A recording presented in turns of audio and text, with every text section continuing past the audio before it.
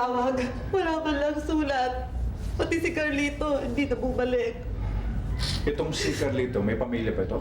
Hinahanap pa siya? Hinahanap din daw. Nakausap ko yung asawa. Hindi raw nagpapakita si Carlito. Yun ang ginamit na salita. Hindi nagpapakita. Opo. Nireport na nga namin sa Provincial Commander. Nag-iimbestiga na si Sergeant Basa. Pero wala kaming tiwala sa Sergeant na yon. Ang alam ko, buwan-buwan, binibigyan siya ng aking lista ng protection money para di pansinin ang pagtuturoso. Korap ang Sergeant na yon.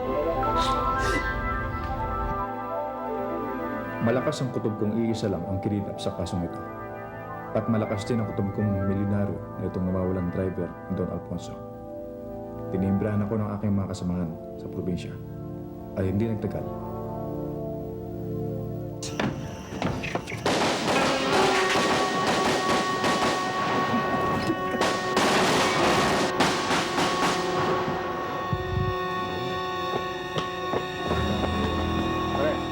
Una kayo magkalam.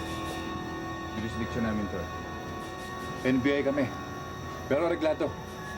Hindi naman pala tayo talo. Ano na mga bata? Tara. Siwi na kayo. Pare, huwag na. Ako nang gagawa para sa inyo.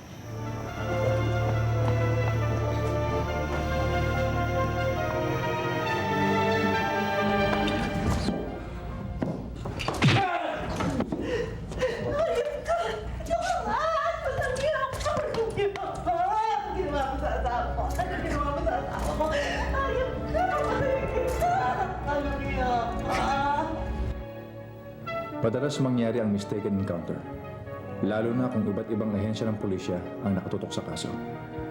Agrabyado kaming mga taga-NBI sa ganitong sitwasyon dahil hindi kami naka-uniforme na pagkakamalang kami. Batay sa aking investigasyon, si Carlito ay may kinalaman sa pagkawala ni Alfonso Lee. Pero ewan ko ba kung bakit ibang-iba ang pakiramdam ko sa kasong ito. Natakip na ang pangunahing suspect, pero parang hindi ako mapakali. Para kay Sergeant Basa, sarado na ang kaso ng nawawalang milyonaryo. Close case nga, pero hindi pa rin nasasagot kung nasaan o kung ano talaga ang nangyari sa nawawalang milyonaryo. Nasaan na yung asawa ko? Pinatay mo na? Buhay mo ba ako patay? Nasaan ang bangkay? Nagkakatiwala pa naman namin. Hindi ko akalaing magagawa mo sa aming pamilya ito. Isa kang traidor! Isa kang traidor! Mrs. Hindi pa po natin alam kung nasaan ang asawa niyo ngayon. Kung buhay man siya o patay. Pero, hayaan niyo. Pagsasalitain natin itong driver. Paano yan, Atty. Zarate? Gano'n na lang ba yan? Nasaan ang asawa ko? Nasaan ang kanyang bangkay kung siya'y pinatay na? Saan napunta ang pera? Mrs., as far as we are concerned, total nariyan na si Sergeant Basa at napagtuunan niya ng pansin yung kaso.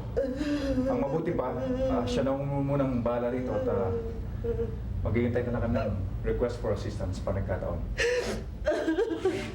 Binahan ako kayo. Asawa ko.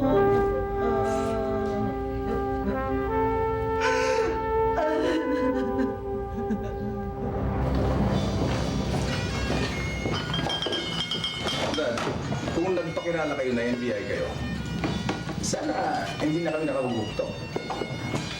Okay lang. Hindi ba kayo kinausap ng Provincial Commander doon? Nakikipag-coordinate ako sa kanya. Hindi ko alam yun Hindi pa kasi ako pumapasok sa headquarters Pero bakit ba natin pag-uusapan yun, di ba?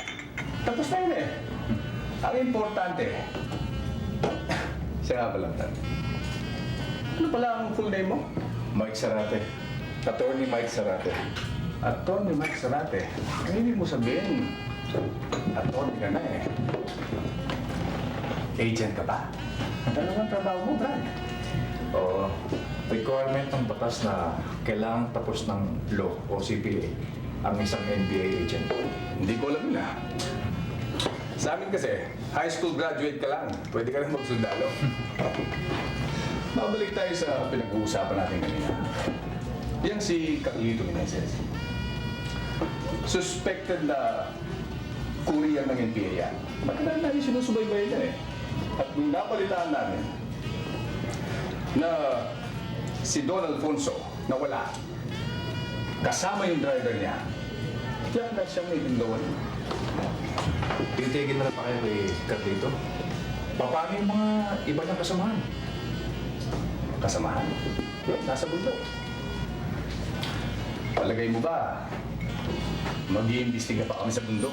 Palagay ko, babayaran natin sa mga military operations nila din yun. At madadali rin yung baring araw.